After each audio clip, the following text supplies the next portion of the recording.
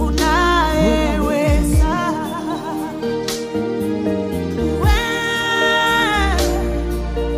Mungu wetu ni Mungu unayeweza. Sina mwingine. Wewe Baba ni Mungu wetu, ni Mungu unayeweza.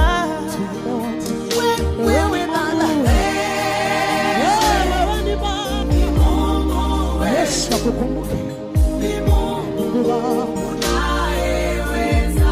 Mwadhimisha yeye ni Baba yako,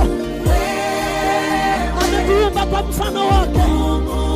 Wewe sema tu kwa kinywa chako, sema ni Mungu unayeweza.